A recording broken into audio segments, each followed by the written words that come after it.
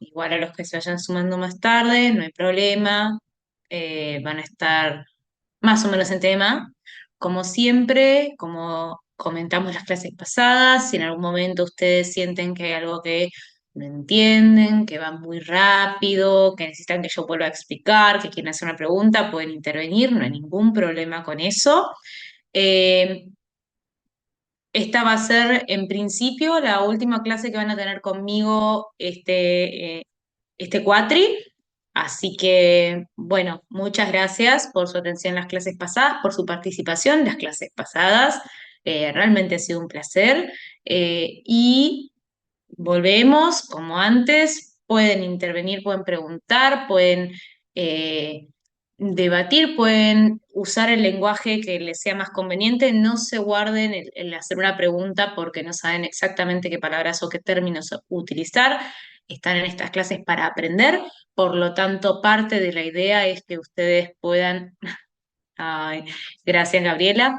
Eh, es parte de que ustedes vayan aprendiendo, así que el lenguaje es algo que van a ir practicando, que van a ir incorporando a medida que van leyendo, que van teniendo sus clases, que van escuchando del tema.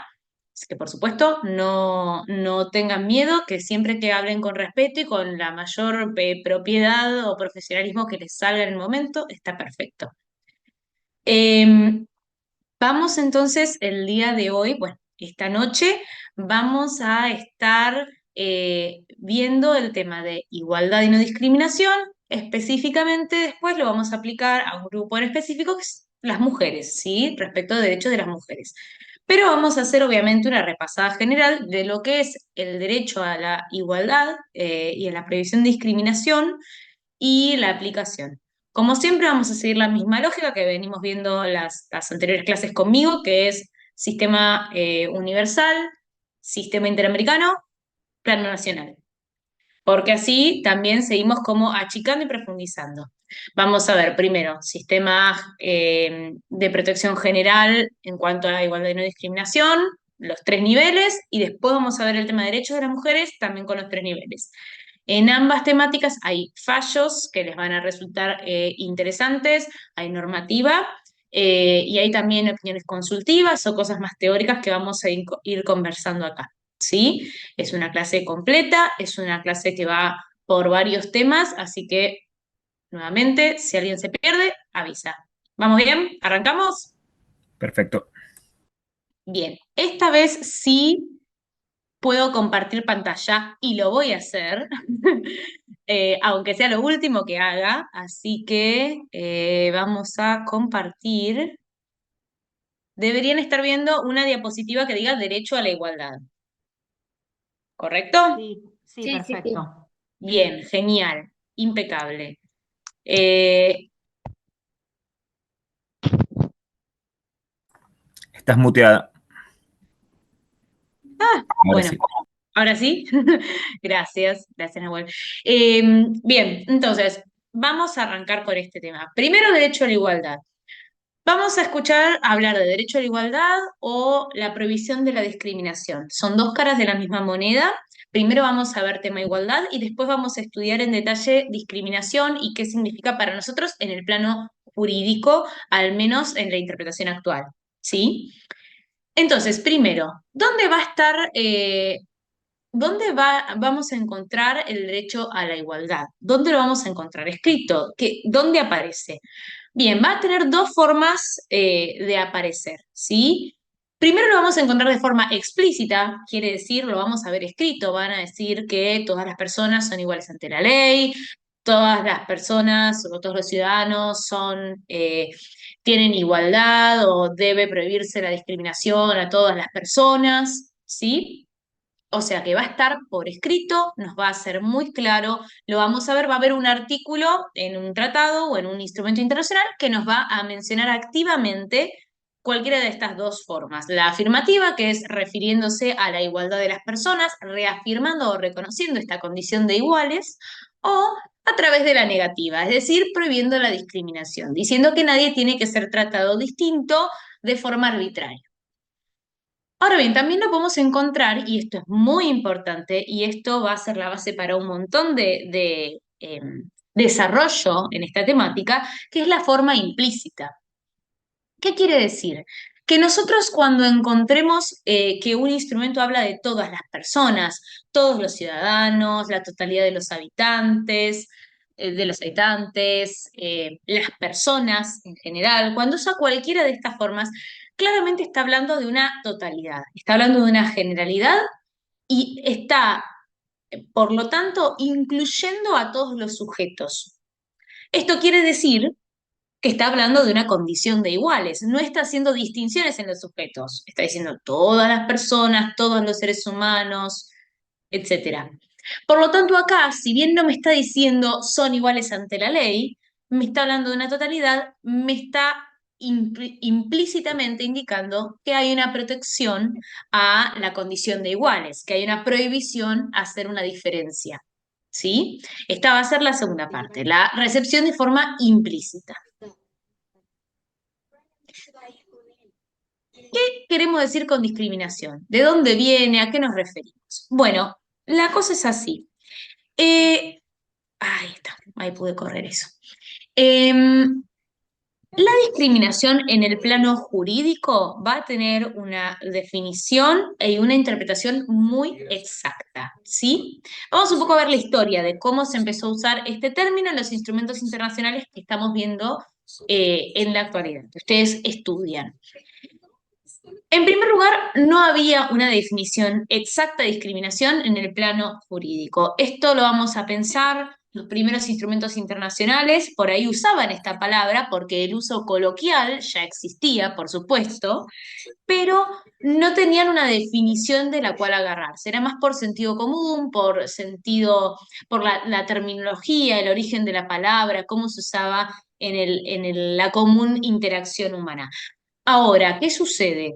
Se empieza a encontrar, digamos, los juristas se empiezan a encontrar con esta situación en la que necesitábamos una definición, porque necesitábamos saber a qué le llamábamos discriminación y a qué no, más con las problemáticas que habían surgido a partir de los primeros intentos de creación de instrumentos internacionales y del sistema de protección de derechos humanos, era un tema que había que tener mucho en cuenta y al que había que darle un desarrollo un poquito más reforzado.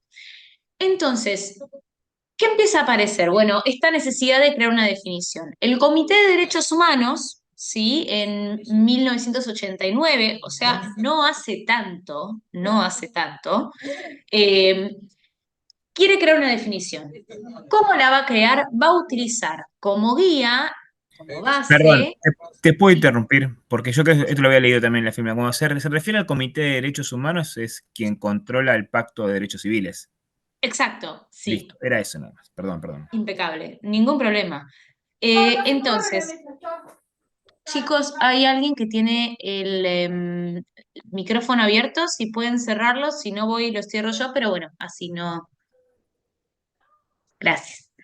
Em, bien, perfecto. Entonces, utilizando dos convenios que ya existían, va a crear una definición general de discriminación.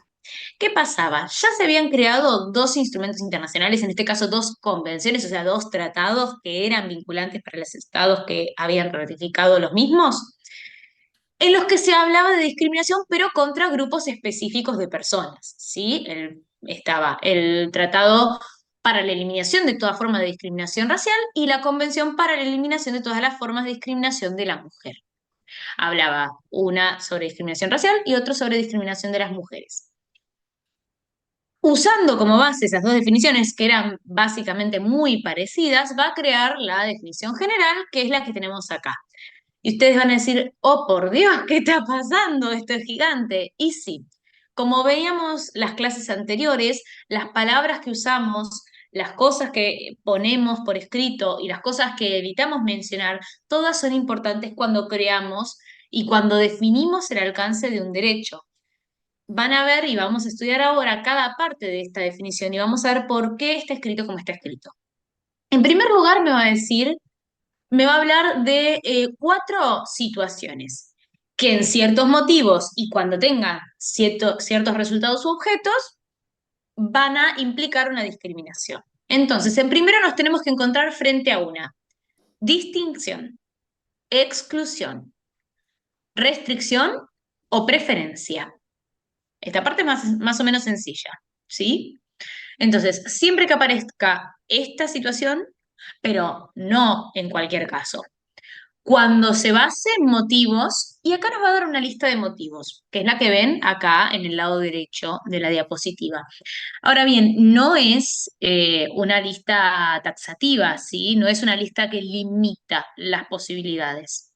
Va a ser una lista de las situaciones más comunes que hasta el momento de su creación, en el año 89, se reconocían como las típicas en las que surgían situaciones discriminatorias, en las que había una desigualdad de acceso o disfrute de los derechos, ¿sí?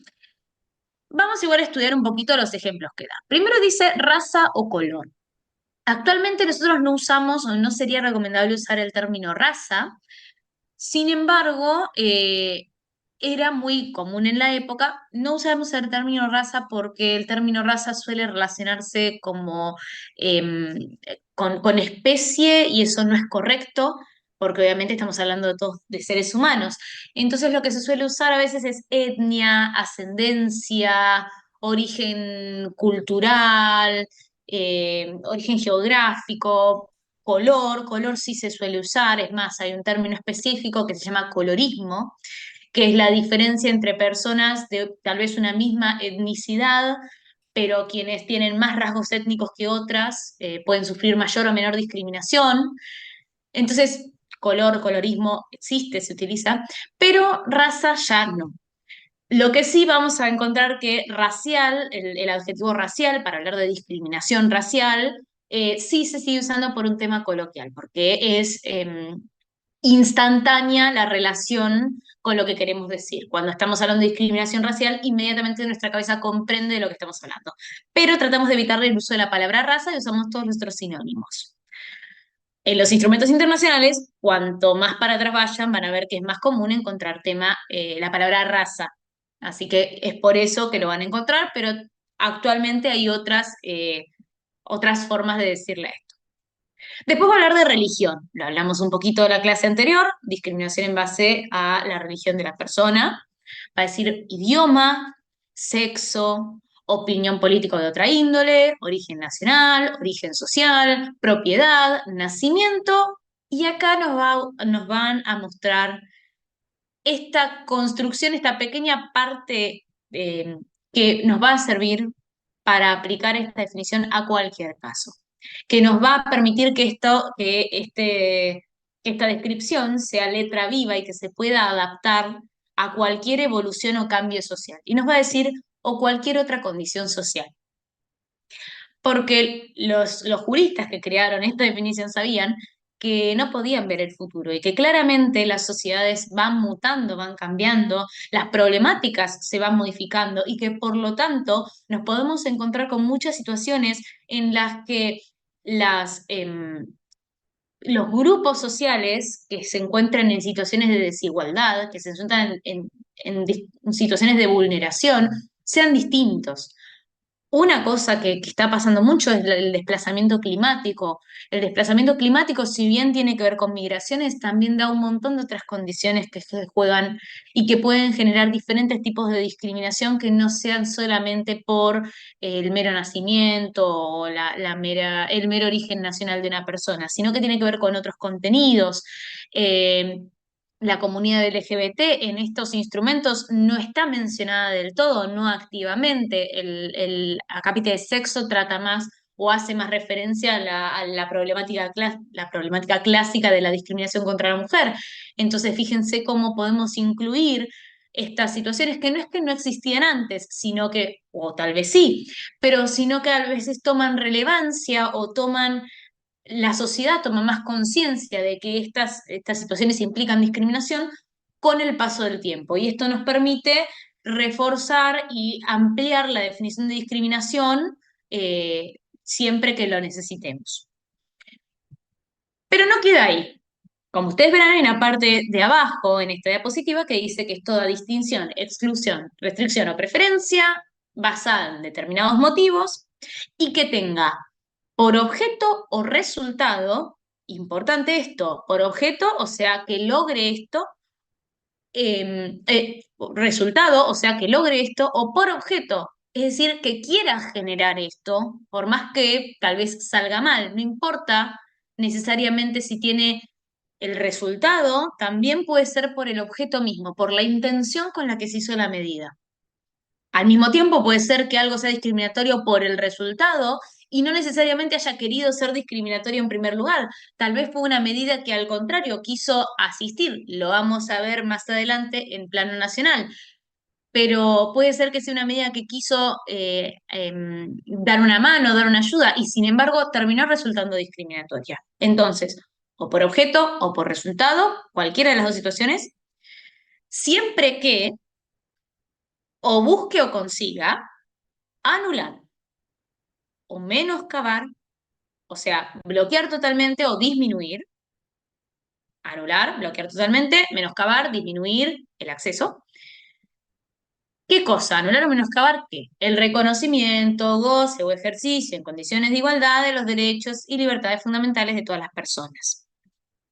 Esta última parte, si bien es súper larga, es bastante fácil de comprender.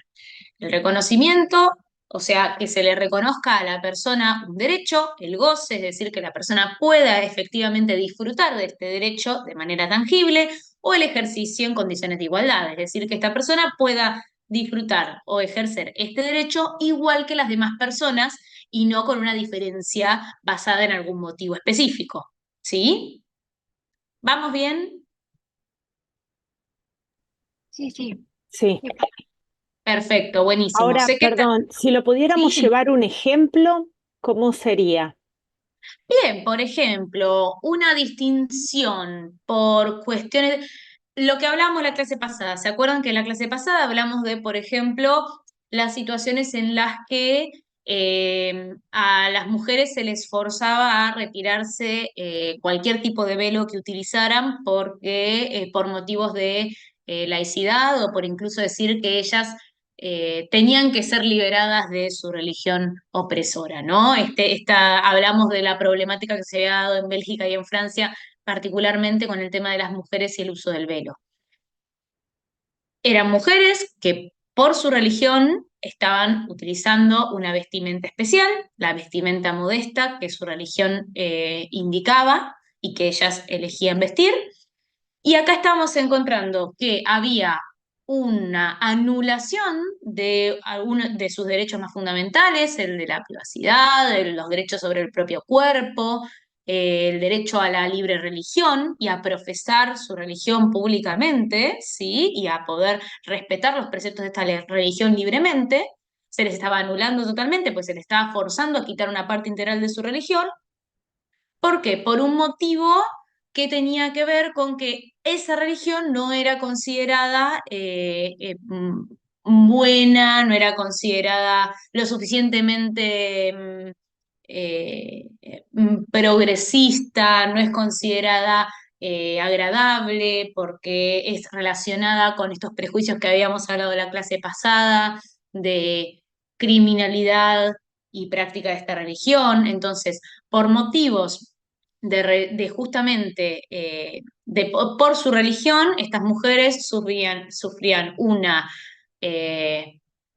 distinción y una exclusión, por supuesto, de andar libremente con la vestimenta que decidían, y esto terminaba siendo una anulación de su derecho a profesar su religión libremente, entre otras cosas. Podemos empezar a armar así un montón de situaciones. Digo, cualquier situación de discriminación que a ustedes se les ocurra puede entrar en esta definición porque es una definición súper amplia. Eh, la prohibición de contratación de personas con discapacidad en los trabajos por la condición de discapacidad, el acceso a la salud de determinadas personas, por ejemplo. Lo vamos a ver igual ahora con otros ejemplos porque vamos a tener toda una clase para hablar de discriminación, que es esta, pero lo pueden ir pensando por ese lado. Ejemplos más clásicos, cuando se prohibía a la gente, en la época del apartheid, que se prohibía a las personas de origen o ascendencia africana de disfrutar de ciertos de ciertos cargos, de ciertas actividades, de ciertos lugares, hacer uso de de ciertos accesos o de ciertos sistemas de salud o incluso de baños, de transporte público, por su origen étnico, por su color, ¿sí? Ahí estamos claramente hablando de un menoscabo, una anulación de los derechos humanos, del derecho al acceso al trabajo, al acceso a la educación, a una educación de calidad, a un servicio público de calidad, por motivos de color. Y así sucesivamente. Podemos verlo en casos más actuales, en casos más clásicos. Tal vez los casos clásicos son más fáciles de entender o más fáciles de visualizar, porque usualmente una cosa que suele pasar con la discriminación es que las tácticas discriminatorias se van transformando. Deja de ser por ahí tan evidente o tan obvio. Vamos a ver que hay un caso que vamos a estudiar acá en Argentina, que fue el fallo Fredo. Fue muy evidente, y no, ya no se maneja de esa forma las situaciones de discriminación que encontramos en la actualidad. Es muy difícil encontrar casos que sean tan, tan burdos. En general suelen ser como un poco más minuciosos y cuesta un poco más estudiar, y por eso hay que hacer un estudio correspondiente de estas definiciones para poder observar una situación y decir, me parece que acá aplicó discriminación esta persona, esta entidad, este sujeto. ¿Sí? Sí, Bueno, ¿seguimos? Sí, sí, Bien. estamos. Bien, entonces, acá cualquier otra condición social, lo mencionamos. ¿Qué nos lleva a pensar esto? Bueno, que esta definición que vimos claramente es altamente negativa. En ningún momento nos está diciendo que la discriminación es copada, ni que está bien. Entonces, la discriminación para lo que es la definición en el sistema universal y un poco que va a decantar y que va a ser actualmente utilizada en todos los sistemas de derecho que nosotros vamos a estar aplicando, es negativa. No existe discriminación positiva en si nos paramos desde el pie del análisis jurídico. ¿Cómo vamos a decirle a las funciones o a las estrategias entonces que aplicamos cuando queremos hacer que una persona disfrute de algún beneficio, de alguna asistencia para tratar de justamente compensar una situación de discriminación? Es decir, nos encontramos con una persona que claramente pertenece a un grupo o tiene alguna característica que hace que sufra de una situación discriminatoria. ¿Cómo lo ayudo y cómo le llamo a esta ayuda que yo puedo crear?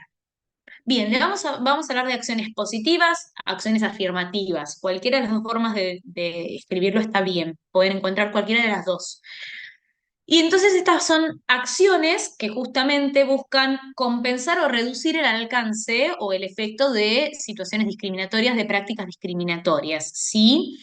Suelen usarse para grupos históricamente vulnerados, ¿sí? Y suelen ser estrategias integrales que aplican los estados a través de sus gobiernos, a través de sus políticas públicas, que intentan justamente hacer de manera integral un impulso para disminuir las brechas discriminatorias. Un ejemplo que vamos a encontrar muy fácil y muy clásico de este tema es el cupo, es decir, cómo no se contrata a este grupo de gente y este grupo de gente además tiene mucha dificultad en el acceso a tal vez la educación, la capacitación profesional, incluso las pocas personas que llegan a la capacitación profesional de calidad luego no son contratadas por motivos de prejuicio. Como nos encontramos con todas esas barreras y no puede el Estado ir por empleador a empleador a decir, bueno, vos contratá, no puede ir a todas las entrevistas de trabajo para saber cuándo se está cumpliendo o no con la idoneidad meramente o cuándo se está aplicando algún sesgo discriminatorio. Entonces, ¿qué dice el Estado? Bueno, vamos a poner en ciertos lugares, en ciertos cargos eh, o en ciertas instituciones, vamos a poner cupos. Cupos quiere decir que tanto porcentaje de las personas que trabajen en este lugar o que cumplan funciones en esta institución tienen que pertenecer a este grupo vulnerabilizado. Ejemplo, el cupo por discriminación, el cupo femenino, el cupo trans, una de las medidas más recientes.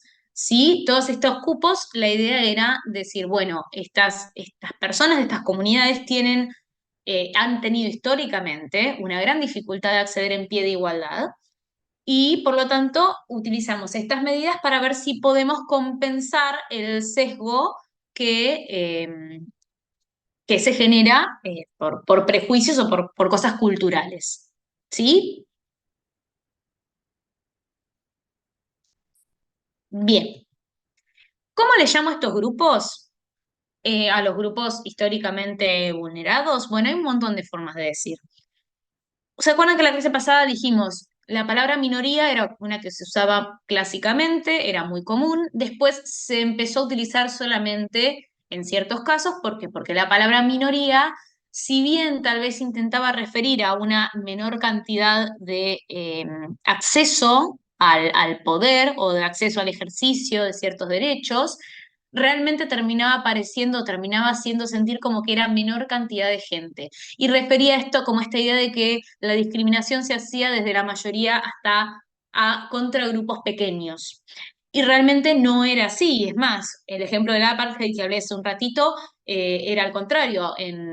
Por ejemplo, en Sudáfrica, donde se aplicó el apartheid, la mayor cantidad de la población que había, una gran proporción, la mayoría de la población, era étnicamente de ascendencia africana, eran personas afrodescendientes, y sin embargo, las personas que ostentaban el poder y que ejercían normas discriminatorias que justamente perjudicaban a las personas africanas eran personas de origen o ascendencia europea.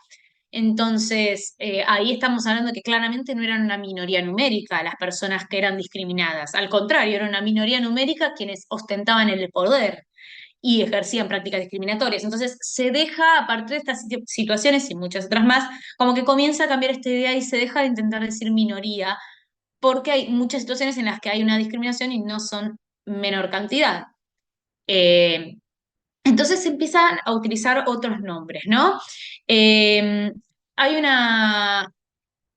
un término que va a aparecer, que les va a aparecer en sistema interamericano, especialmente, que se llama categoría sospechosa. Categoría sospechosa es en realidad una forma de observar situaciones de discriminación cuando vio un grupo históricamente marginalizado. Es decir, sistema interamericano, la corte, la comisión, quien sea, se va a parar, va a ver un caso y va a decir, esta persona pertenece a un grupo históricamente marginalizado. Esto es sospechoso. ¿Sospechoso de qué? De que puede haber mediado discriminación en la vulneración de derechos. Es decir, me puedo encontrar con una vulneración de derechos de una persona, por ejemplo, indígena, y allí tengo que ver, o la corte diría, bueno, por una historicidad de discriminación a estas comunidades, yo me tengo que parar a pensar 2 minutos más si acá no hubo acciones discriminatorias que impulsaron o que generaron el daño a los derechos. ¿Le prohibí el acceso a la salud pública? Ok. ¿Le prohibieron por ser indígena o simplemente porque a esta persona se le prohibió por motivo, digamos, aleatorio o por cualquier otro motivo? Porque si nos ponemos a estudiar bien y tal vez encontramos que fue por su condición de, por ejemplo, indígena, entonces ahí nos estamos encontrando con una situación de que además de la vulneración de los otros derechos, hubo una situación de discriminación. ¿Sí? Bueno, Sí, sí, sí. entonces, esto es como un mecanismo que empieza a utilizar. Pero bueno, ¿cómo le decimos? Porque a la persona no le podemos decir que es categoría sospechosa. Primero que suena horrible y segundo que no es un correcto uso de esto porque no es la persona, es simplemente que nos encontramos en una situación de encuadre de categoría sospechosa. Entonces, ¿cómo le decimos a estas personas? Dijimos minoría, no le decimos, entonces, ¿cómo le decimos? Bueno, se había empezado a usar el término grupo vulnerable. Grupo vulnerable nos suena bastante coherente, está bien, está en una situación de vulnerabilidad. Hola, perdón. Sí. Perdón. Perdón. Hola, Brilita, ¿cómo Hola, estás? ¿Todo bien? ¿cómo estás, Orne? ¿Cómo Perdón que estás? te Sí. interrumpo un minuto. Hola a todos, ¿cómo están? Quiero saber si acá, perdón, Abril, Hola. quiero saber si acá hay alguien que esté para rendir recuperatorio y no haya entrado al otro link. ¿Hay alguien acá que tenga que rendir recuperatorio? No. Ok, me quedo tranquila entonces. Bueno, em, listo. Dale. Perdón, pero No, por como se favor. presentó una persona sola y había dos personas más que no las vi más, Me preocupé. Mm, O sea, bueno, cualquier cosa, si ustedes tienen un grupo, yo ya avisé en el grupo general, pero que estaba César y Vanina y había otra persona más que no se conectaron. Igual estamos hace 20 minutos ya con Nicolás, nos fuimos ahora a las 10, que es el horario que avisé. Cualquier cosa que nos avisen, ¿sí? Pero bueno, el horario reglamentario ya terminó. O sea, por eso me metí acá para última opción, pero bueno, veo que acá no hay. mm. Bueno, perdón, Profe, Abril.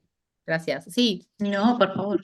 ay, perdón que interrumpí a las dos. Soy no. Falcón, yo me Ah, equivoqué de link para entrar. Yo tenía que entrar a la clase y ok. entré mal, le pido Ah, acá te disculpas. veo, sí, vos no tenías que rendir recuperatorio. No, perdón, Ah, perdón. listo, listo, listo. Bueno, genial, listo, Vanina, gracias por avisar Gracias. entonces.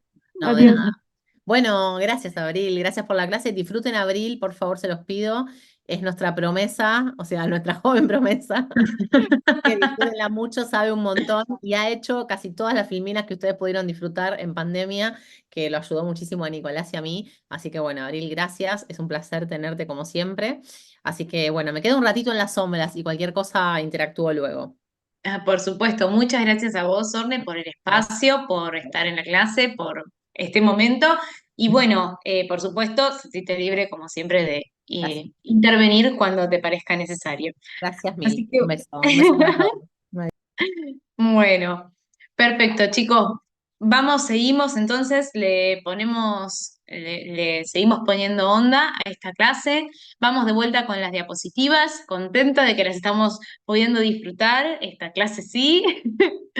La clase pasada Orne, tuvimos un problemita técnico, así que la tuvimos que hacer a capela, la clase de religión. Pero bueno, Bien, pero sin embargo, los chicos pudieron, nada, le pusieron mucha onda, interactuaron un montón, así que la verdad, no me extraña nada, ni de ellos ni de vos.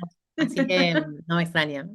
Bueno, me alegro que funcione el Wi-Fi hoy, entonces. Viste que suele pasar, ley de Murphy. El día que lo tenés que sí, usar, no funciona, es típico. olvídate, tal cual. Bueno, Así mientras que bueno, funcione para Netflix después de las 23, ya con eso estamos más que bien. Pero suficiente. bueno, Me quedo por acá entonces. Un beso, gracias, Abril. dale un beso, gracias. Bien, entonces, estábamos hablando, veníamos con grupos vulnerables y todo parecía marchar perfecto hasta que empezó a suceder esta situación, este análisis que empezó a desarrollarse, el tiempo empezó a pasar, las organizaciones que promueven el activismo de grupos, en este momento se llamaba grupos vulnerables, empezaron a decir, bueno, esta situación, la verdad, este nombre no nos gusta tanto. ¿Por qué? Porque el grupo vulnerable nos refiere a una situación como de debilidad, como de que el grupo está desprovisto de herramientas, que está en una situación de vulneración, pero por su condición misma, como que el grupo es vulnerable, es alguien que necesita protección extra.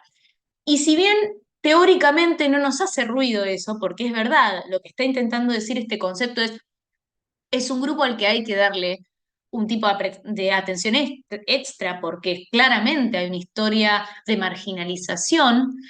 Es verdad que daba un poco a entender como que era un grupo debilitado. Los movimientos de mujeres, los movimientos de personas con discapacidad empezaron a tomar vanguardia en esto y a tratar de intentar cambiar la forma de observar a estos grupos. Las mujeres, primero, porque una parte de los estereotipos de género muy fuerte era esta idea de que las mujeres eran frágiles y débiles y que por lo tanto tenían que tener menos derechos que los hombres o derechos o condiciones distintas tenían que aplicarse a las mujeres para protegerlas de su propia debilidad. Lo vamos a ver más adelante con el fallo Fredo, pero para que ya vayan pensando de dónde podría venir esta incomodidad con el término vulnerable. Y también las personas con discapacidad. Las personas con discapacidad no se dice discapacitados o discapacitadas, se dice persona con discapacidad, lo que mencionan es que en realidad, si bien sí puede haber alguna situación incómoda o problemática, en realidad la discapacidad aparece cuando el sistema no tiene opciones para que ellos puedan realizar lo mismo que los demás. ¿A qué se refieren las personas con discapacidad con esto? Vamos a ver una discapacidad fácil de ejemplificar y de poner en situación que entiendan y que por ahí todos hayan tenido alguna experiencia, que es personas con discapacidad móvil, ¿sí? Personas con discapacidad en cuanto a la movilidad del cuerpo. Si tiene que subir al segundo piso de un edificio y hay ascensor, no hay ningún problema, la persona subió, no hubo discapacidad ahí. Es lo mismo que una persona que tiene total capacidades móviles sube al segundo piso. Sube en el ascensor. Ahora, si no hay ascensor, recién ahí una persona con capacidades móviles plenas puede subir sin problema al segundo piso por la escalera y tal vez una persona con discapacidades motrices no. Entonces ahí nos encontramos con una situación de desigualdad, ahí nos encontramos con la incapacidad de realizar las actividades como los demás. A esto las personas con discapacidad dicen no es tanto un problema de la persona, sino de que el sistema no contempla alternativas para corporalidades diferentes, para situaciones de salud distintas, para necesidades distintas. Entonces, por estas dos situaciones y por estas dos reflexiones que estos grupos principalmente, entre otros, se empieza a tratar de cambiar este término de grupos vulnerables y se pasa a grupos vulnerabilizables. Es una palabra más larga, es parecida, es rara, no nos es tan fácil de usar, pero vulnerabilizables sería el término ideal, marginalizados también, pero mejor vulnerabilizables porque refiere a que en realidad la vulneración no es una condición de la persona por pertenecer a ese grupo, sino que es el sistema que genera situaciones de vulnerabilidad. ¿Vamos bien? Perfecto. Perfecto. Sí, muy Impecable. bien. Bien, vamos a ver entonces, ahí estuvimos viendo un poquito a nivel internacional, entonces vamos a encontrar que como encontramos el derecho a la igualdad y a la no discriminación de manera implícita y explícita, de forma positiva y negativa, la verdad es que lo vamos a encontrar de una forma u otra en todos los instrumentos internacionales, ¿sí? Van a encontrar en los tratados algunos artículos que van a decir que las personas son iguales ante la ley, que todas las personas tienen derecho al goce y ejercicio de los derechos en pie de igualdad, eh, sin discriminación, bajo ningún concepto, bajo ningún tipo, pero la verdad es que lo vamos a encontrar de todas formas. Lo que nos importa por ahí es que en sistema nacional vamos a tener algunos artículos o algunas leyes en específico que nos van a mencionar el tema de no discriminación. ¿Sí? En primer lugar, vamos a tener en la Constitución Nacional, ya en el artículo 16 nos habla de esto. Nos va a decir que no se van a admitir prerrogativas de sangre ni de nacimiento, es decir, fueros personales, títulos de nobleza, etcétera. Recuerden que nuestra Constitución es del 1800. Entonces acá planteaba de que, bueno, no se van a admitir ningún tipo de preferencia o de derecho especial por el mero hecho de tener la sangre de alguien, por el mero hecho de nacer bajo una familia, bajo un nombre, ¿sí? Por esto habla de los títulos de nobleza. Por otro lado, nos va a decir el foco, la estrella de esta clase, todos los habitantes son iguales ante la ley. Y acá va a aclarar también y admisibles a empleos sin otra condición que su idoneidad. Es decir, que la idoneidad debería ser el único factor para que a una persona se la contrate para un empleo. Ahora bien, ustedes me van a decir, ¿y entonces el cupo qué? Bueno, el cupo viene a compensar una situación que, si bien el estándar de la Constitución Nacional es fantástico, no se cumplía en la realidad. Entonces, para acercar un poco, para forzar un poco a que solo se aplique la condición de idoneidad, al final había que arrastrar o habría que correr del lugar un sesgo de prejuicio, habría que tratar de bloquear situaciones de prejuicio que sí o sí se suscitaban en la situación de búsqueda de empleo de ciertas personas. Entonces, volvemos. Idealmente, la condición de idoneidad sería la única que se tendría que tener en cuenta. Cuando no sucede esto reiteradas veces y de manera evidente y de manera que puede ser identificada por un motivo discriminatorio, ahí es cuando empezamos a aplicar el cupo, entre otras medidas, que hay un montón de otras medidas que también se pueden utilizar, proyectos específicos para grupos vulnerabilizables, por ejemplo, no sé, planes de acción para facilitar el acceso a la educación, planes específicos de beneficios económicos para personas de ciertos grupos, pero bueno, el cupo por ahí es el más evidente y el que tiene más conectado con este tipo de situaciones. Un ejemplo pueden ser beneficios impositivos a empresas para contratar determinado, o eso es muy... Eso, Te no, no, te lo quería sí. preguntar, porque puede ser, es una acción Es un positiva. intento, es una acción positiva, exactamente. Es una acción positiva, tal vez menos fuerte, ¿sí? Sí, no, O no. menos Mal. violenta, de menos imposición, pero no por eso menos efectiva, porque muchas veces también lo que hay que pensar en las acciones positivas es la aplicación que va a tener de manera material y tangible, cómo se va a recibir y cómo se va a implementar, porque Y el también resultado no voy, también. claro, no voy a crear una acción positiva, por eso son equipos interdisciplinarios que investigan mucho el tema y que estudian mucho el tema para poder aplicar un sistema integral, que suelen ser varias acciones positivas juntas, se suele hacer planes de acción para comunidades especiales que tienen un montón de ítems, porque lo que se intenta es que, bueno, estas cosas se apliquen y tengan un sentido. Sí, el cupo es una, pero también lo que se hace en las situaciones en las que no hay cupo es tal vez hacer esto de beneficios impositivos o cualquier otro tipo de beneficio económico para empresas, pymes, personas que contraten a trabajadores que tengan en blanco, trabajadores, trabajadoras de grupos vulnerabilizables. Así que sí, no, excelente tu intervención, porque sí, es otra medida que también se usa en estos planes que suelen tener varios puntos de acción y que suelen abordar como diferentes aristas de la misma problemática. Perfecto. Muchas gracias. Y un poco también, hablando justo del impositivo, voy a hablar de la igualdad como base del impuesto y de las cargas públicas, ¿no? Esta idea de que en principio eh, tendría que considerarse todas las personas iguales, por lo tanto los tributos que se junten tendrían que tener un pie de igualdad y una lógica específica. Obviamente hay situaciones de impositivas diferenciales por un montón de motivos, que esto tiene que ver con que también la igualdad no se tiene que considerar como que las personas son idénticas o que todas nacen de la misma situación, porque si pensamos la igualdad de una forma tan estricta y tan superficial, nos vamos a encontrar con situaciones en las que generamos todo lo contrario, ¿sí? Justamente las acciones positivas vienen a esto, a salir del pensamiento de igualdad clásica y a traer situaciones en las que, bueno, tal vez el trato idéntico no es lo más igualitario, no es lo que permite a todos acceder de la misma forma. Tal vez hay que hacer un trato especializado para personas que no pueden acceder como los demás a ciertos espacios o a ciertos derechos. ¿Sí? Perfecto, sí, sí. Bien. Y después vamos a tener la ley de actos discriminatorios. Eh, Esta ley va a seguir un poco una definición que si bien no es la exacta, la específica que tenemos en el plano internacional, sí nos va a dar una idea parecida: quien impida, obstruya, restrinja o menoscabe el pleno ejercicio sobre bases igualitarias de derechos y garantías reconocidos en la Constitución Nacional.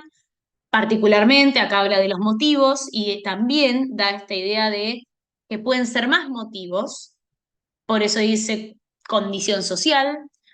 Habla de caracteres físicos porque acá también, acá en esta ley se intenta incluir o se intenta hablar de situaciones de discriminación por discapacidades o por condiciones de discapacidades motrices o móviles, entre otras, sí, o tal vez por condiciones biológicas que daban una apariencia distinta. Entonces se puso como caracteres físicos, algo a tener en cuenta.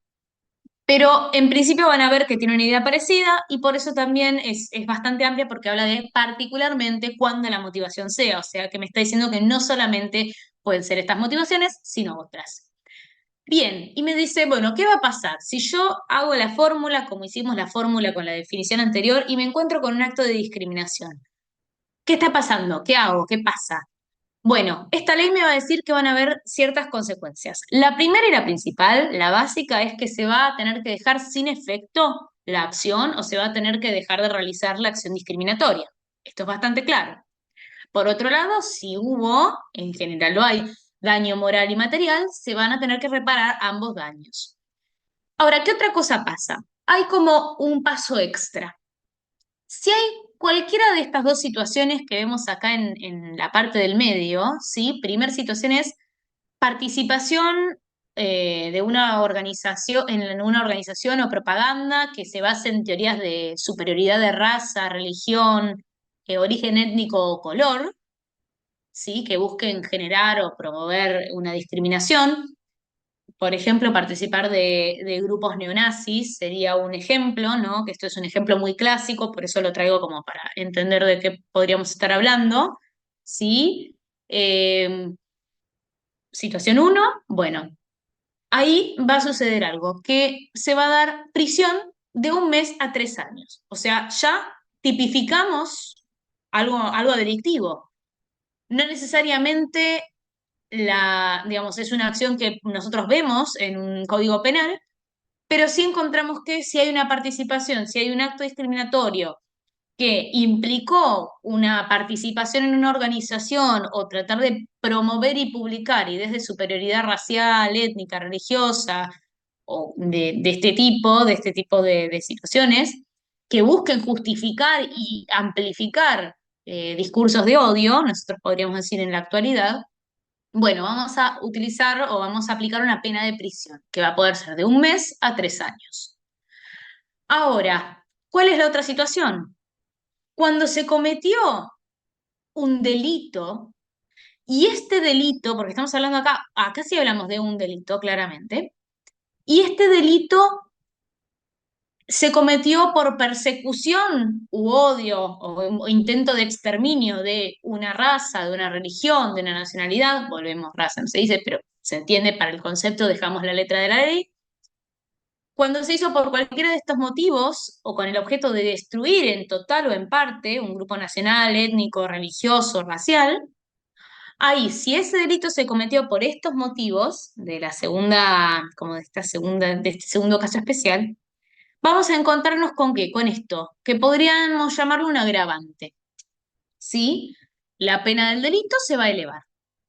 Si un delito tenía de 3 a 5 años, bueno, ahora se eleva. Entonces el mínimo ya no van a ser 3, van a ser más de 3, porque se eleva 1/3 el mínimo, y se va a elevar 1/2 el máximo. ¿Sí? Hacemos un cálculo, ¿cuánto es 1/3 de 3? 1. Entonces, listo, va a ser, elevamos 1 año más el mínimo. O sea que si un delito tenía como pena mínima 3 años, va a tener 4 años de mínima, si fue por este motivo. Lo mismo con el máximo, ¿sí? Hacemos el cálculo, tuki tuki, bueno, se va a aumentar tanto tiempo el máximo. O sea que el juez que determine la pena, ¿sí? Dentro de este margen que tiene, solamente va a poder decir de 4 para arriba y va a poder ir hasta más del máximo previsto en la ley, unos añitos más, ¿sí? Sí. Perfecto. Bien. Ahora vamos a ver un poco más el tema de derechos de la mujer, ¿sí? Derechos de la mujer, vamos a ver que está protección, como dijimos, universal, regional, nacional. Protección, bueno, esto un poquito ya lo vimos antes, protección internacional. En la universal tenemos la convención, que es más, ya un poco la mencionamos porque fue en una de las dos que se basó el comité para desarrollar la definición de discriminación, que estudiamos al principio de la clase. Acá les puse la definición igual para que la tengan a mano. Y después vamos a tener que en sistema interamericano nos vamos a encontrar con la Convención Interamericana para prevenir, sancionar y erradicar la violencia contra la mujer, ¿sí? Que es la Belém do Pará, que es un poco posterior a la CEDAW. La CEDAW es la Convención sobre la Eliminación de todas las formas de discriminación contra la mujer. Y me dirán, ¿por qué CEDAW? Porque es el nombre, es las siglas en inglés. Como el nombre era muy largo, lo quisieron poner en siglas y las siglas que se usan es el nombre en inglés. Esta es la universal, la Belém do Pará es la interamericana. ¿Por qué Belém do Pará? Porque se firmó en Belém do Pará, que es una ciudad en Brasil. Y el nombre era muy largo. Pero hablando de nombres, ¿cuál es la diferencia? Ya vamos a ver una diferencia que nos da una nota de los tiempos en donde se firmó cada una de ellas. Vamos a tener que la Convención sobre Eliminación de todas las formas de discriminación contra la mujer nos va a estar hablando entonces justamente de discriminación, ¿sí? Ahora bien, la segunda nos va a hablar de prevenir, sancionar y erradicar la violencia. Pero vamos a encontrar que la definición de violencia es súper amplia. La definición de violencia nos va a decir cualquier acción o conducta basada en el género que cause muerte, daño o sufrimiento físico, sexual o psicológico de la mujer, tanto en el ámbito público como privado. Entonces, acá ya me está hablando de un montón de cosas. por ahí uno lo que relaciona inmediatamente cuando escucha violencia, piensa en violencias físicas, muerte, daño, sufrimiento físico, sexual, eso nos suena más cuando hablamos de violencia. Pero acá nos habla también de daño psicológico, tanto en el ámbito privado como en el público. O sea que situaciones de discriminación las podemos encontrar acá, en el medio, tejidas o entretejidas entre este concepto de violencia que es tan amplio.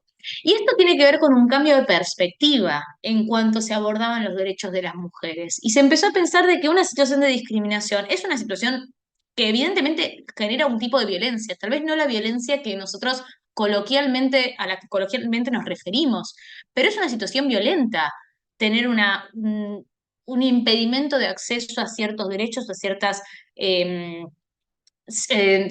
facilidades, ¿sí? Entonces acá ya empezamos a hablar de, si bien algunas situaciones por ahí no nos van a quedar tan incluidas como si usáramos la palabra discriminación y usáramos la definición de discriminación, que es súper amplia, vamos a ver que este instrumento interamericano trata de hacer o de referir a la misma cantidad de situaciones, pero poniéndole un peso como un poco mayor, ¿sí? Dato va a decir que incluye la violencia física, sexual y psicológica dentro de la familia, de la unidad doméstica. Acá va a hablar de unidad doméstica como diferente a familia para que no haya dudas de si la persona tal vez no vive con algo que se relaciona en un grupo que se relaciona naturalmente como el grupo familiar, si bien hay un montón de definiciones de familia distintas. eh, Se trata de como suplir cualquier situación en la que se pueda decir, ah, no, no fue dentro de una familia, así que queda fuera. No, van a ver que todas estas definiciones son súper largas porque tratan de incluir cualquier posibilidad para que jamás quede por afuera la protección de estos grupos vulnerabilizables, porque es muy importante evitar cualquier vacío legal que permita no, digamos, que permita evadir el respeto a estos derechos, ¿sí? Está como yendo en contra de una interpretación negativa. Está todo el tiempo luchando para poder aplicarse en cualquier situación.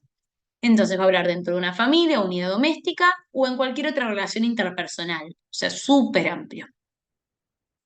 Eh, y bueno, acá va a decir que incluye y va a decir que va a incluir ciertos casos, ¿sí? Violación, abuso sexual, tortura, trata de personas, prostitución forzada, secuestro y acoso sexual.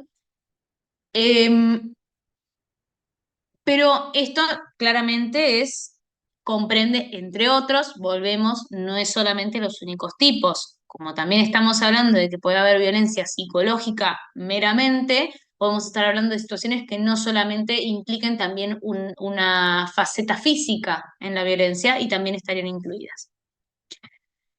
Y va a hablar que también puede ser la perpetrada o tolerada por el Estado o sus agentes, por supuesto. Vamos a tener también, acá hay un modelo de protocolo latinoamericano de investigación de muertes violentas de mujeres. Esto no es un protocolo vinculante. A veces puede aparecer mencionado y a veces se puede usar, porque es, como bien dice acá la filmina, de interesante desarrollo doctrinario.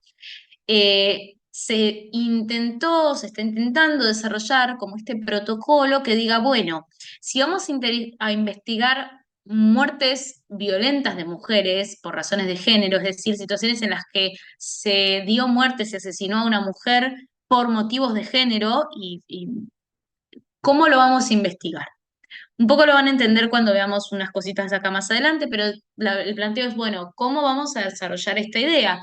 Y se empezó a crear entre la Oficina Regional para la América Central, el Alto Comisionado de ONU y la Oficina Regional de ONU Mujeres, empezaron a crear como este protocolo que todavía, volvemos, no está en vigencia, pero es interesante, está en desarrollo, si lo quieren leer, está bueno porque permite ver algunos lineamientos que están intentando que sean generales para todos los estados de la región de América Latina, que es importante porque una implementación en modalidad de investigación que abarca todo un continente es muy complejo, porque tiene que abarcar a todos los sistemas legales del continente, idealmente.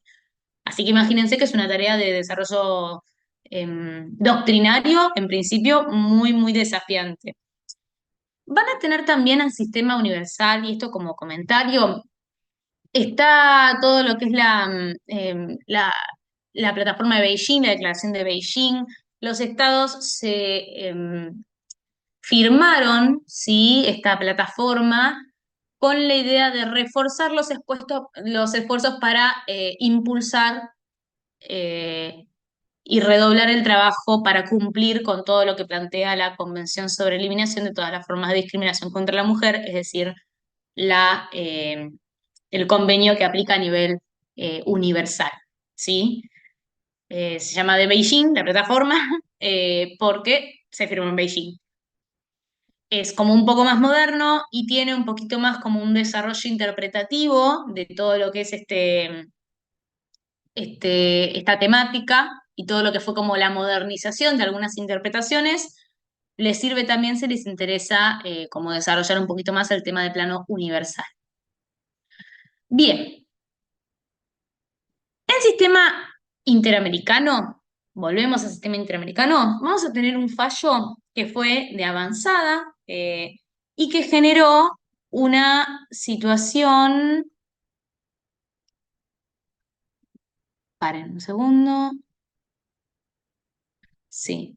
Perdón, Axel, muy tarde el comentario, pero correcto tu aproximación, claramente, por eso lo hablábamos la clase pasada un poco de que hubo situaciones complejas en el plano religioso. Axel había dado un comentario por chat y yo estaba tan ofuscada en explicar y ver las diapositivas que un poco se me perdió. Nada, solamente eso.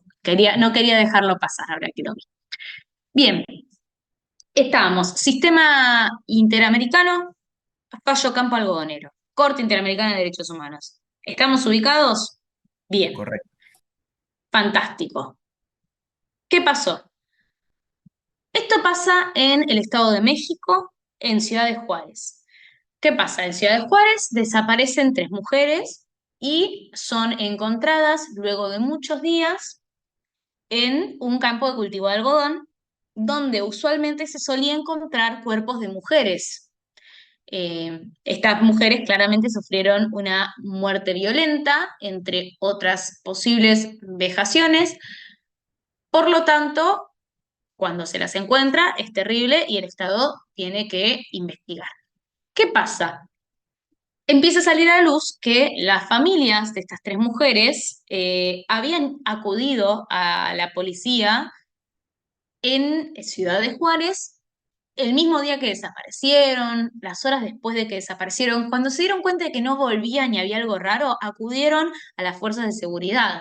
Sin embargo, las fuerzas de seguridad comenzaron a hacer comentarios como de que bueno, que querés, que si ella se la conoce por el barrio, que bueno, que querés, seguro que se fue con el novio, y por todos estos comentarios bastante peyorativos y bastante irrespetuosos, asumiendo o queriendo decir cosas de estas 3 mujeres que no importaba si fueran verdad o no, no tenían nada que ver, porque la familia estaba denunciando una desaparición, ¿qué importaba? Digamos, había que ya observar esta situación y tratar de encontrarlas. Bueno, por todas estas situaciones justificaban el no accionar y decían que no las iban a buscar, que esperen, no les tomaban la denuncia. Pasaron los días y los días y las semanas, la familia colgaba carteles por sí misma, la fuerza de seguridad apenas si alguna vez eh, publicó algunas fotos y dijo, bueno, si las ven avisen, pero no hacían nada. ¿Qué sucede? Ciudad de Juárez es una zona de alta conflictividad social eh, y económica. Es una zona que lamentablemente está en una posición estratégica del tráfico de delitos complejos internacionales, ¿sí? Suele ser una zona de tráfico de estupefacientes, de armas o incluso de personas, por ser una posición, volvemos, estratégica y geográfica. Por lo tanto, suelen ser zonas de mucha conflictividad y de mucho riesgo, eh, lo que hace que haya poca representación estatal y que la representación estatal también esté muy coartada, lo que hace que las personas se encuentren en situaciones de mucha vulnerabilidad, particularmente las mujeres. Había un historial de machismo que era conocido en Ciudad de Juárez, la violencia contra las mujeres era altamente común y sin embargo ya no se hacían esfuerzos porque era un poco como que la situación se había dado de esa forma y un poco que era así, era como la norma ya.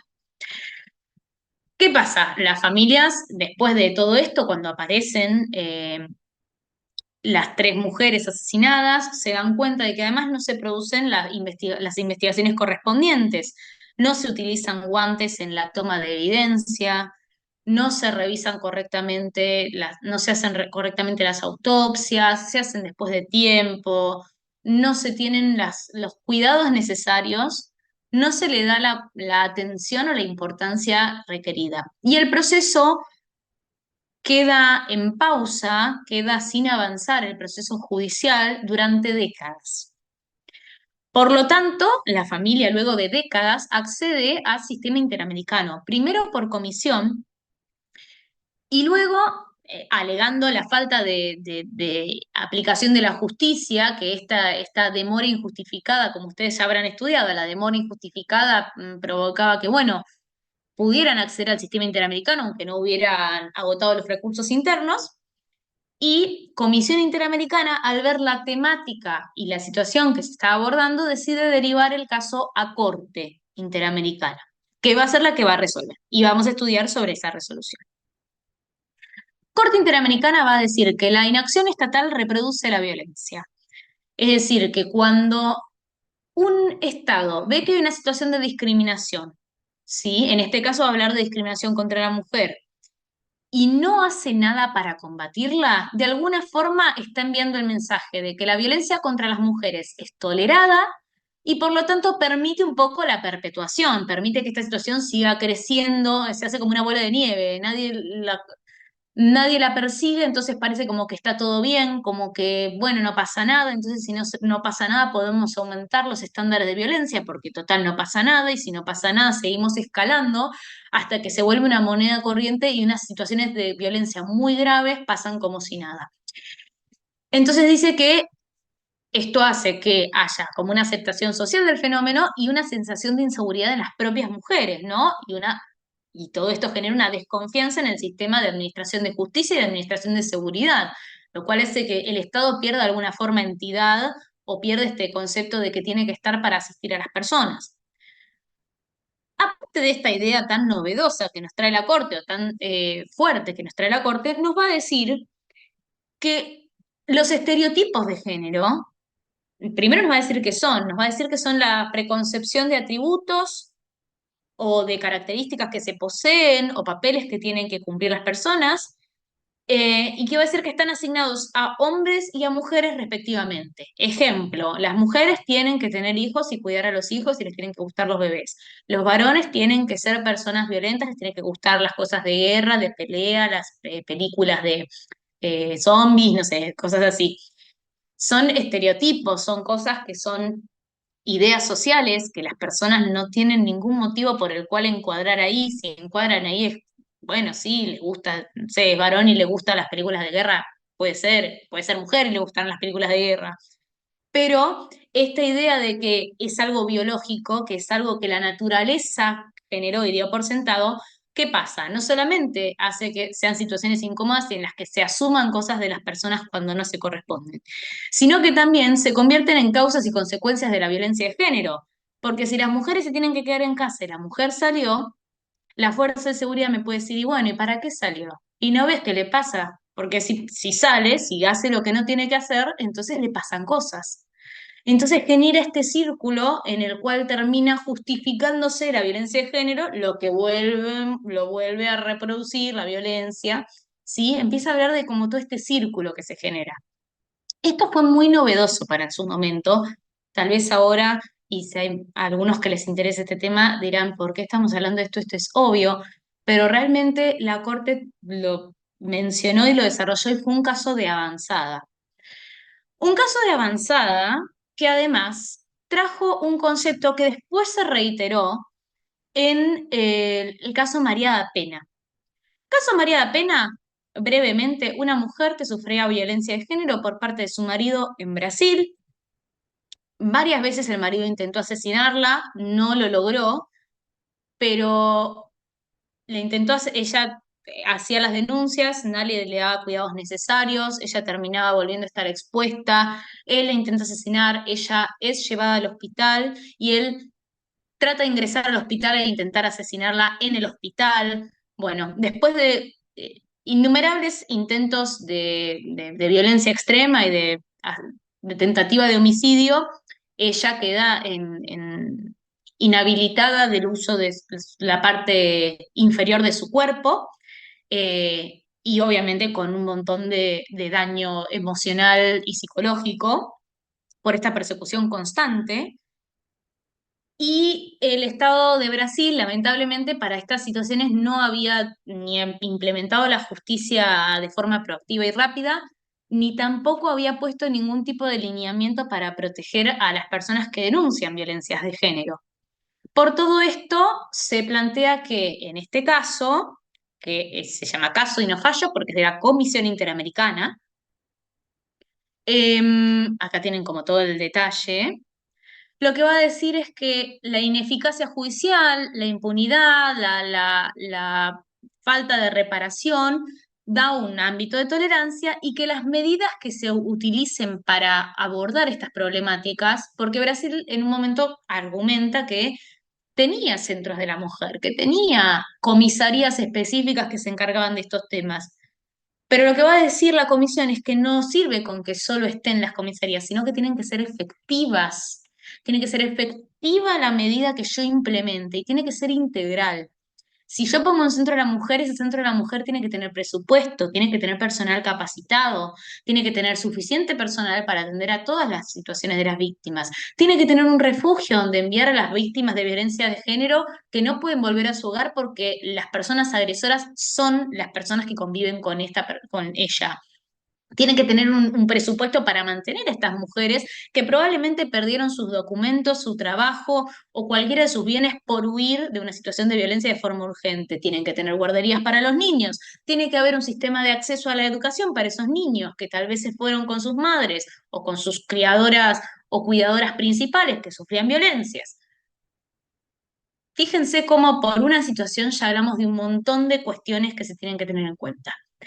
Esto es a lo que ve la comisión y dice, sí, yo sé que esto lleva tiempo, que esto es complejo para los estados, pero los estados tienen la obligación de hacer planes que implementen esto y de no quedarse en, bueno, es un montón, y quedarse ahí.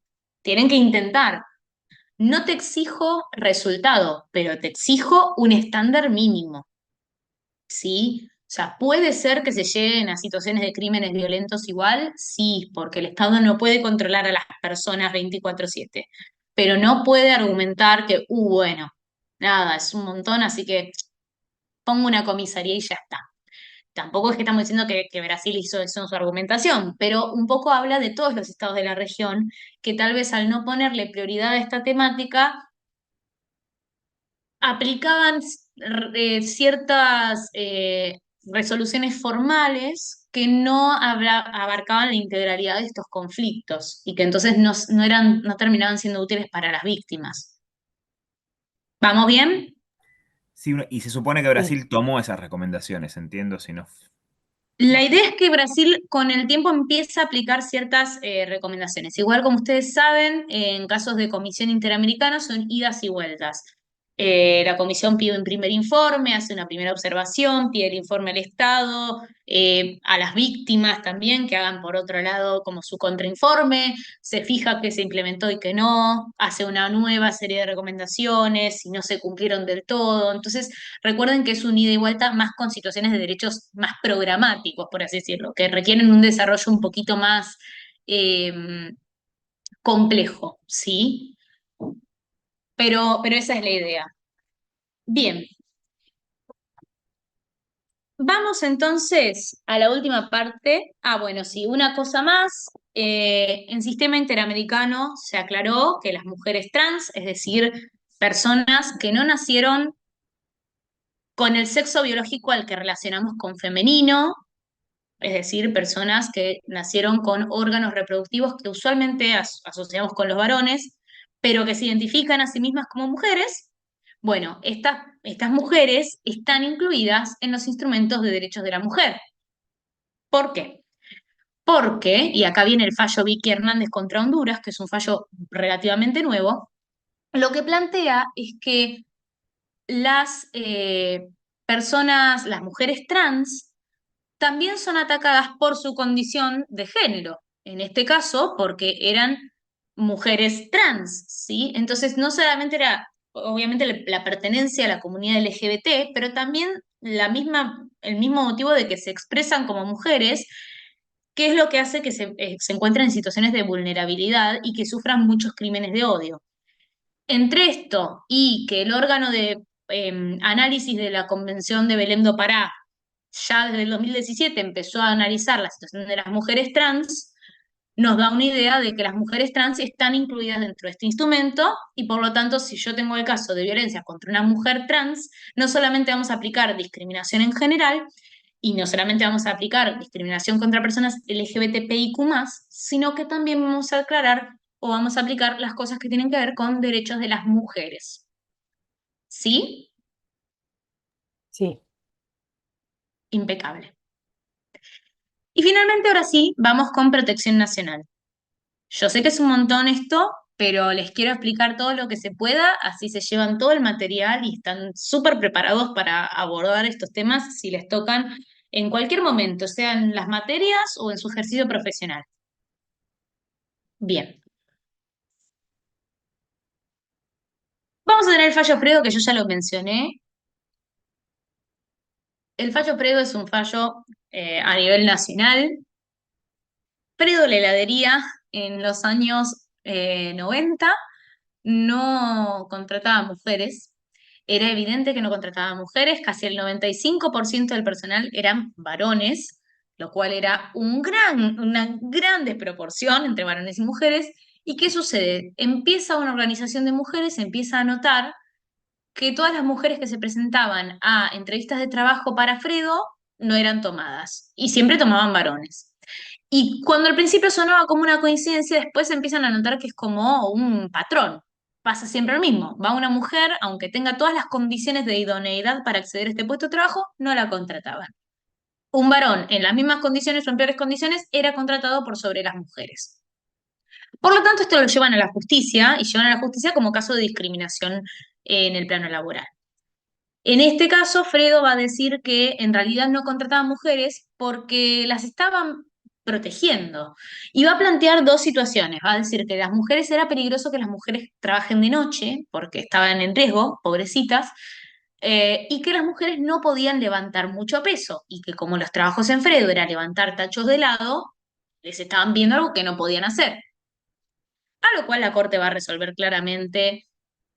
Primero, hay muchos otros trabajos que no sean los de atender la heladería de noche, primero y principal. 95% de una empresa de un alcance como Fredo claramente no eran solamente las heladerías, sino que hay toda una infraestructura detrás. Marketing, publicidad, todo lo que tiene que ver con la parte de salario, la parte económica, la parte industrial, la parte de ingeniería, controles alimenticios, etc. Pero aparte, incluso si vamos al puesto de levantar tachos de helado y atender la heladería de día o de noche, no importa, estaban asumiendo que las mujeres estaban en situación de vulnerabilidad porque su condición de mujeres las hacía más vulnerables, que no podían trabajar de noche porque las ponía en riesgo, cuando un varón de noche, si asaltaba en la heladería, estaba en igual riesgo que las mujeres. Cuando una mujer puede hacer pesas y ser físico-culturista o entrenar todos los días de su vida y ser muy fuerte, y un varón puede no tener fuerza física y está bien, no pasa nada. Entonces, por todo esto, dice, bueno, Fredo lo que me estaba diciendo, como claramente estaba diciendo, sí, yo no estoy contratando porque son mujeres. Por lo tanto, la Corte va a resolver, y esta va a ser una medida súper fuerte y taxativa, va a decir, bueno, Fredo solo tiene que contratar mujeres de acá en adelante, hasta que llegue a una igual cantidad de proporción de empleadas mujeres y varones. Es algo súper fuerte, es algo súper súbito, súper novedoso para la época, pero lo que hace es, bueno, ante una respuesta tan evidente, con argumentos de tal claridad discriminatoria, bueno, una respuesta igualmente fuerte como para combatir o contrarrestar esta situación. ¿Vamos bien? Sí, perfecto. Sí, sí, perfecto.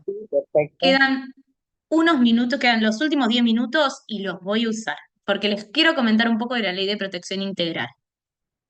Nosotros tenemos en la Argentina una ley que es la Ley de Protección Integral para las mujeres, ¿sí? Que va a hablar de los tipos y modalidades de violencia, ¿sí? Los tipos de violencia van a ser cómo se representa esa violencia, qué se hace que es violento, ¿sí? Y va a poder ser de diferentes tipos. La violencia física es la que nosotros conocemos más comúnmente, golpes, bueno, cualquier tipo de agresión contra el cuerpo. Va a ser tanto la que sea física por sí misma, como también va a poder ser como un intento de violencia física si yo intenté dañar el cuerpo y no lo logré. Ejemplo, le lanzo un cuchillo a alguien, pero no se le clava el cuchillo, se clava en la pared que está detrás. Tengo mala puntería. Yo intenté un daño físico, entonces incluye, eso es una tentativa, es un intento de daño físico. No importa que no logré mi objetivo. También eso va a ser daño psicológico, por supuesto, porque hay una misma acción, puede ser varios tipos de violencia juntos, ¿sí? Puede ser violencia física y violencia psicológica. La violencia sexual también la entendemos fácilmente, es la que va contra la integridad sexual. La simbólica es la que tiene que ver con cómo represento a las mujeres en diferentes ámbitos. La tenemos más con las publicidades, por ejemplo, que representan o fomentan discursos tal vez negativos contra las mujeres o con estereotipos de género, como vimos la definición de estereotipos de género de arriba. Y la violencia económica que va a tener que ver tanto con lo que es limitar el acceso a los recursos de las mujeres, ¿sí? A su dinero, a sus bienes, etcétera, como también la retención de documentos, por ejemplo, ¿sí? Tal vez una mujer en situación de violencia no puede acceder a su DNI porque la persona que la está violentando lo tiene bajo llave. Eso es violencia económica. ¿Por qué? Porque le impide a la mujer valerse por sus propios medios y conseguir los recursos para valerse por sus propios medios, porque probablemente si quiere ir a un trabajo necesita presentar algún tipo de documentación. Si quiere estudiar necesita algún tipo de documentación. Si no la puede presentar, no puede acceder a sus propios medios. Lo mismo con no acceder a sus bienes. ¿Sí? Sí. Y vamos a tener las modalidades, que es, bueno, cualquier tipo de violencia, ¿en qué situación lo puedo encontrar? Y acá vamos a encontrar varias modalidades y vamos a encontrar que las modalidades pueden ser doméstica, que es la que se da en el ámbito privado de la persona, en el ámbito inmediato. No tiene que ser la familia o la actual pareja, puede ser una expareja, puede ser la persona con las personas con las que vive, pero tiene que ser en el ámbito más inmediato y cercano. Institucional, que es a partir de las instituciones estatales o grandes instituciones, ¿sí? Laboral, ámbito laboral bastante obvia. Obstétrica y contra la libertad reproductiva están en dos lados distintos, porque la violencia contra la libertad reproductiva va a tener que ver con todas las cosas que tienen que ver con la elección de ejercer la sexualidad, cómo ejercerla y los proyectos de formar una familia o no, y cuándo, ¿sí? Y en cambio la violencia obstétrica va a tener que ver específicamente con el embarazo y y si se permite o no a las mujeres su entidad como personas durante el embarazo y el parto. Ejemplo muy claro que salió hace unos años, un señor conocido eh, salió a decir en la radio, un día le estaban haciendo una entrevista y dijo que él con el obstetra de su esposa habían coordinado sin decirle a la esposa que iban a forzar que el parto se haga en una fecha, iban a inducir a aplicar las medidas médicas para, no recuerdo ahora si adelantar o postergar el parto, cualquiera de las dos no es correcta, sin decirle a la mujer, sin consentimiento de la paciente, ¿sí?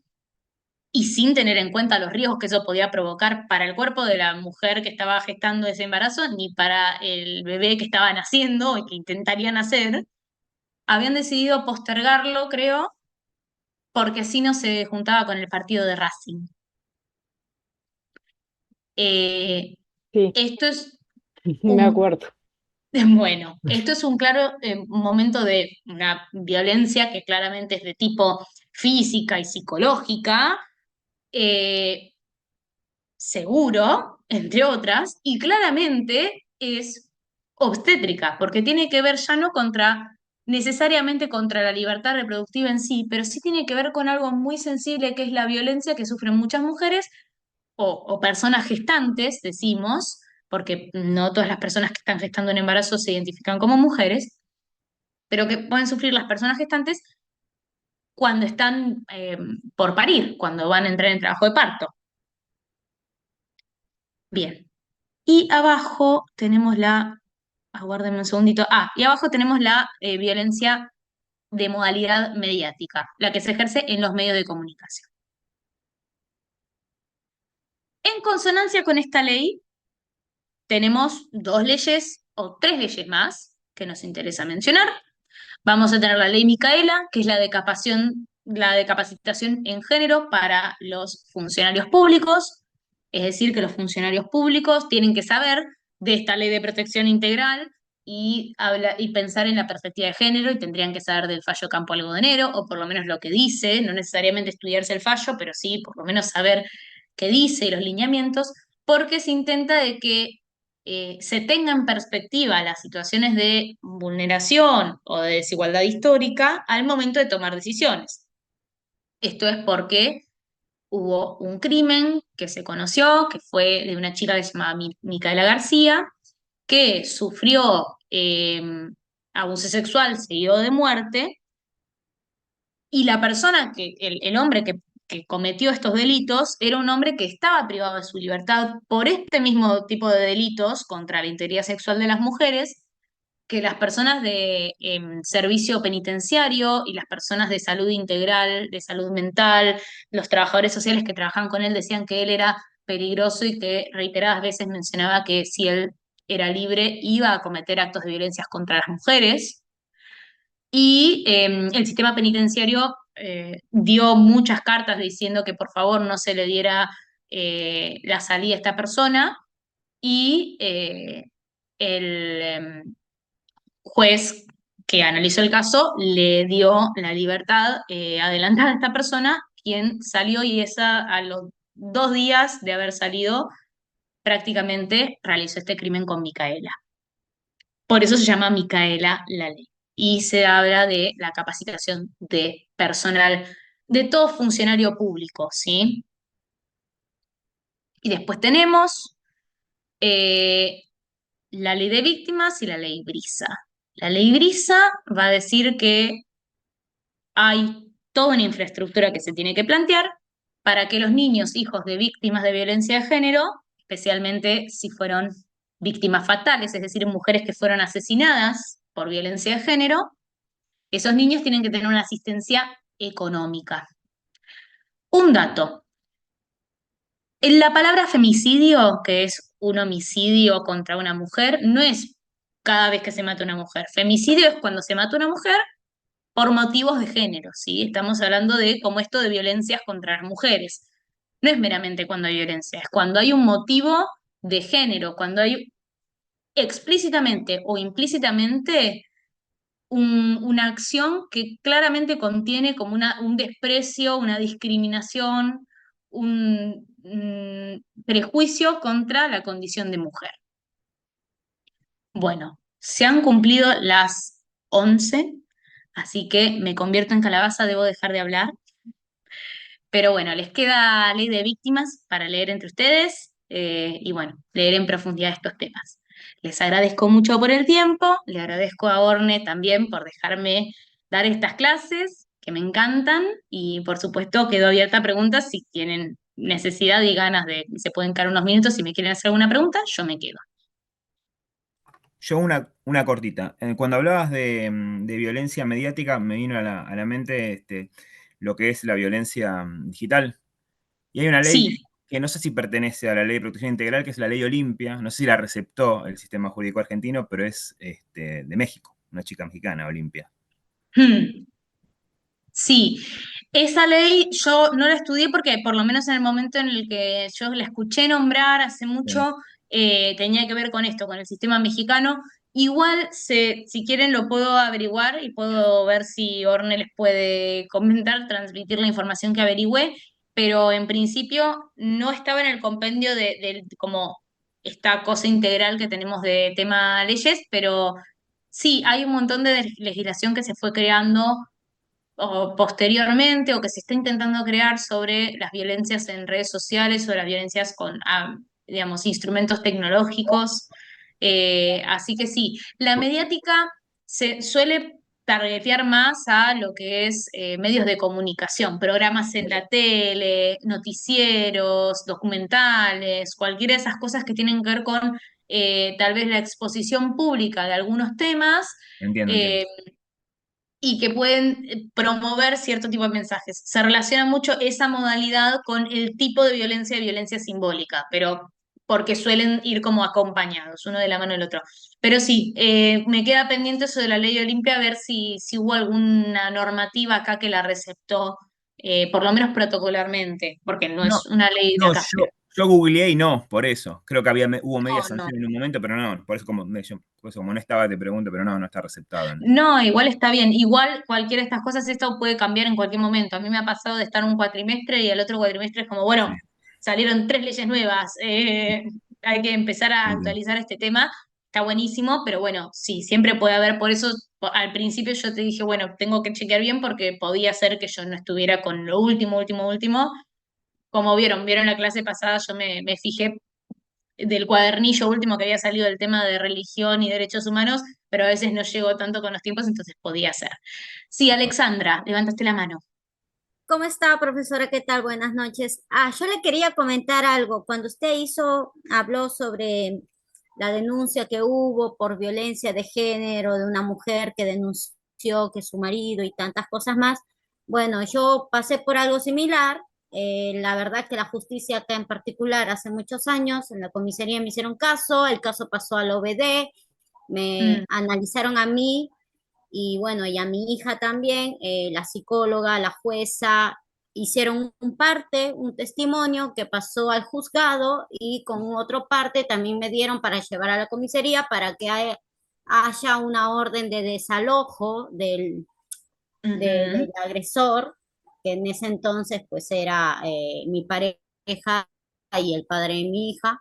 Entonces, creo que una de las entidades que se podría nombrar o qué sé yo es la OBD, así se llama, está en la valla al 1200. Sí, exactamente. Bueno, primero que nada, lamento mucho que hayas pasado por esto, Alexandra. Te agradezco por bueno, la valentía y las ganas de compartir acá, porque sé que son temas que a veces cuesta mucho hablar, aunque uno los haya trabajado y los tenga súper como Sí, ya exacto. que prosiguió con su vida y todo, son cosas que cuestan mucho, así que te agradezco muchísimo por todo eso. Eh, y por supuesto, chicos, como decía bien Alexandra, ella lo conoce por experiencia incluso personal, sí a mí me ha pasado también varias veces de manejar o de tener que hablar o interactuar con esta oficina, es la Oficina de Violencia Doméstica, por eso la OBD, OB corta D, como bien decía Alexandra, que es una oficina que actúa o que está especializada, que está sí, sobre la calle Lavalle, en la zona de tribunales, y que se encarga de observar justamente y de tratar situaciones de violencias de género.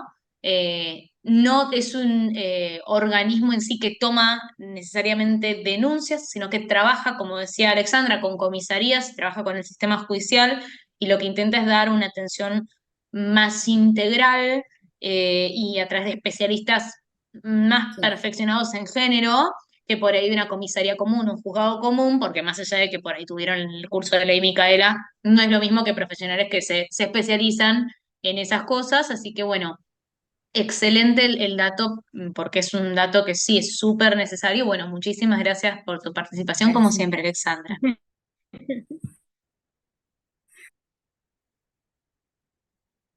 ¿Alguien más? ¿Alguna pregunta? ¿Algún comentario? Yo estoy, ¿eh? Yo es noche de jueves, así que si alguien necesita puede preguntar, si alguien necesita se puede retirar también, no hay ningún problema.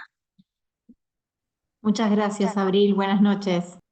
Muchas gracias a ustedes, en serio. Profesora, quería comentarle algo más, no sé si es Sí. importante, no sé si a usted le comenté sobre cuando hablamos de la eutanasia, no sé. Ujú.